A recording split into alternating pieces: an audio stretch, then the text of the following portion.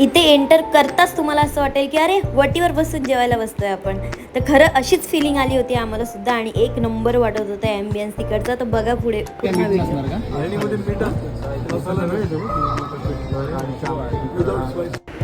प्राइजेससुद्धा तुम्ही बघाल ना ते एकदम रिजनेबल होते, ना जास्त ना कमी, एकदम व्यवस्थित होते. त्यानंतरला गावच्या पद्धतीने बसून जेवायची मज्जा वेगळीच आहे. पण काय करणार, आमचंच दुर्दैव की तिथे आम्हाला मांडी घालून बसता नाही आलं.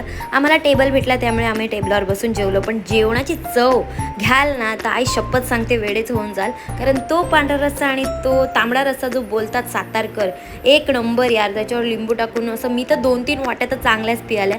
त्यानंतर जे नॉनव्हेज लवर असतील ना ते नक्की या हॉटेलला भेट दिलीच असणार आतापर्यंत. ज्यांनी नाही दिली त्यांनी सुद्धा नक्की जा. आणि आता लोणावळ्याला आम्हाला 2 ब्रांच दिसल्या होत्या, तर कोणत्या तरी ब्रांचला नक्की भेट द्या. आणि लय भारी जेवण आहे, तुम्हाला सुद्धा नक्की आवडेल.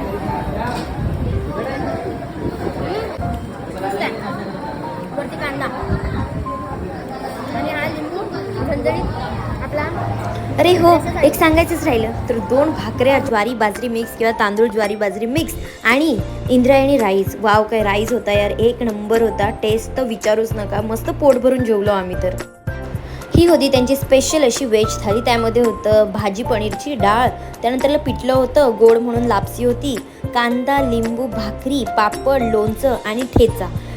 थाली तर छान होती, भरलेली पूर्ण, पण टेस्ट नाही आवडली जे व्हेज खाणारे होते त्यांना. कारण ते हॉटेल आहे नॉनव्हेजसाठी स्पेशल. तर तुम्ही सुद्धा ही गोष्ट लक्षात ठेवा. आणि बाहेरचं आजूबाजूचं ॲम्बियन्स इतकं भारी होतं ना की असं वाटत होतं की तिथेच राहावं आणि मस्त पाणी विहीर वगैरे लय भारी होतं. तर तुम्हाला सुद्धा नक्की आवडेल.